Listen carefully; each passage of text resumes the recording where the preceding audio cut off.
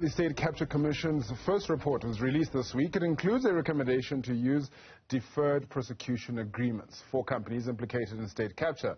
Now, deferred prosecution agreements are terms entered into by a company or a person and the state where there is evidence that the entity or person committed a crime. They allow the company to avoid criminal prosecution in a process that is usually not public or transparent in exchange for paying back the money, a fine, sometimes for the provision of information as well. To discuss the pros and cons of these DPAs, is what we'll call them in the report, we are joined by attorney at Open Secrets, Tabitha Paine. Tabitha, thank you so much for your time this morning. Very good to be talking to you. Let's first just start with the the pros and cons of deferred prosecution agreements and whether you think they will work in South Africa. Hi, thank you so much for having me on your show. So jumping right in there, we can understand why the state would want to and also the Zondo Commission-wide recommended deferred prosecution agreements. The NPA, and we've seen this particularly towards the end of last year, is severely under-resourced and is in fact in what I think we can call a crisis. It's hamstrung in its ability to prosecute a range of particularly complex crime. So that's particularly where you're talking about a corporation and the complexity of the financial crimes involved.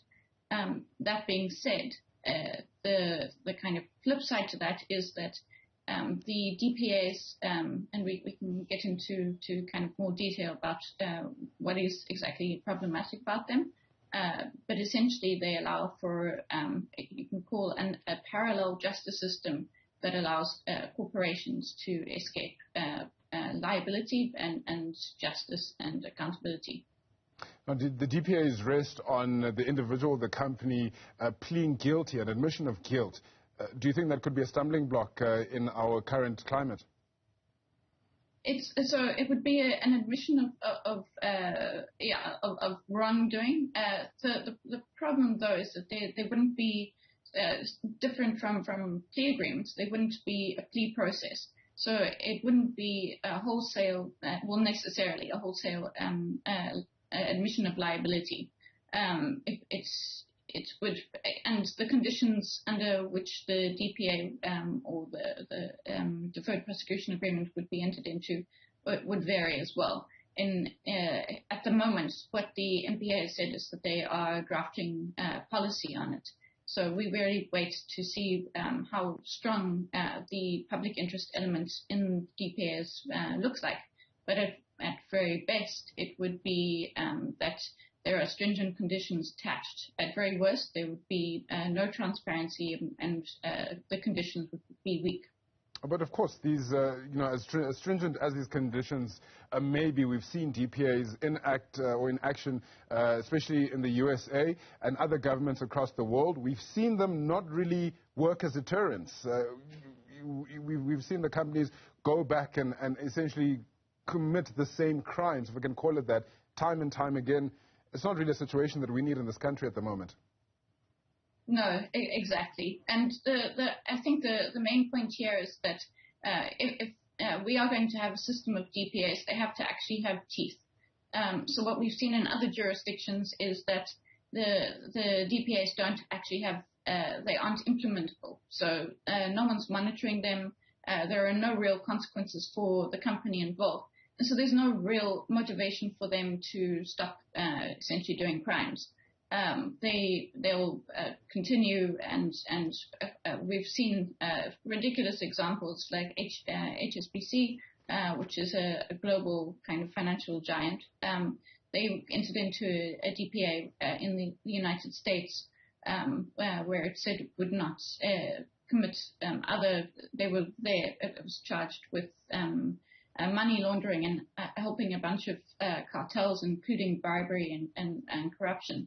At the same time that they entered into the DPA and they committed to not commit similar offences within a period of, I think it was 5 or 10 years, they then did the exact same thing in helping the corruption and crime in South Africa. Of course, we haven't had a sight of the DPAs. We don't know what they'll look like at the moment. But generally, the DPA would force a company that's done wrong to pay back the amount or the money that they've gained, the profits that they've gained in the wrongdoings, not more than that. But what about the social cost? I mean, we've already seen the likes of a 217 million rand that was paid back by Bain and Company as well. But again, what about the social cost? Yes, exactly. I mean, at best, it would be the repayment of the profits made. So that could be one of the conditions. Again, we will wait to see what the NPA comes up with. But the costs of corruption are far more than the profits. And essentially, if you think about it, if a company pays back just simply what it made in profits of the corrupt activities, all it's doing is going back to the position it was before it committed the crimes. It has no real effect on the company. The numbers might look enormous. So Bain had to repay quite a significant amount of money, but that's just the profits it made. It's not actually imposing any kind of material fine, so any fine that's attached to the profits. So that's where you're really kind of hurting the company. But more than that, as you said, the social harm in state capture is enormous. We went from having a tax regulator that was one of the top 5 in the world. So that's quite significant, to being one of the worst. It's been gutted, and there are serious problems at SARS. And that has not only impacts for SARS, but it also has impacts for how much money South Africa can collect, particularly from corporations and things like that were potentially the targets of the disruption of SARS. So that means that we have less money in the fiscus, and that essentially has budget implications, and we've seen the devastating consequences of our current austerity budget.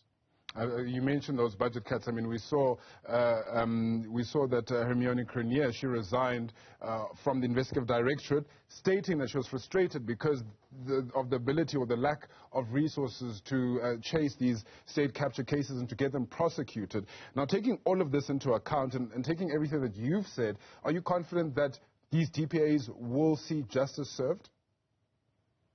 The evidence suggests that it would not be the case. The problem is even in relatively strong jurisdictions like the United States, they haven't been working there, and the United States is realizing this and moving away from DPAs. If the MPA comes back with some fairly radical conditions attached to DPAs, that would definitely help, but the ultimate consequence of DPAs is that corporations can enter into a criminal justice system that is not the same that applies to the ordinary person in South Africa. It would essentially allow them to go behind closed doors and make an agreement that has no lasting impact. So the difference with the criminal process is that there's a criminal record, and it's open to the public to know what the charge is and what the consequences are. DPAs would not do this. So you would have a company here, for example, operating under state capture and committing various charges related to corruption, and then it would go unscathed into other jurisdictions potentially and commit similar crimes because those jurisdictions wouldn't know. There's no way, there's no record.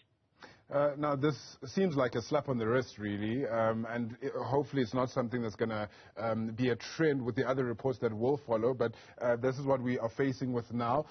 Regardless of the lack of regulation or oversight, who would monitor these DPAs, and how would the public, South Africans, be able to keep them accountable of that? That's exactly one of the key problems with DPAs is at least in other jurisdictions, is the lack of monitoring. And if we look at our current state institutions, they are not up for large-scale monitoring function that this would require. So it would require a lot of reporting by companies. Often this would be kind of you would have to trust the company unless you did a forensic audit of the company a couple of times, So, yes, the monitoring function, it would be hard to believe how that would actually materialize. And without that, the companies, there's no one checking to see if they are actually living up to their agreed terms. And we've seen in other jurisdictions that has led to just repeated crimes. Just 1 out of 3 reports, and already a sticky situation there. Thank you so much for your time this morning. Tabitha Paine, Open Secret attorney, speaking to us regarding that first report that's already landed on the President's desk.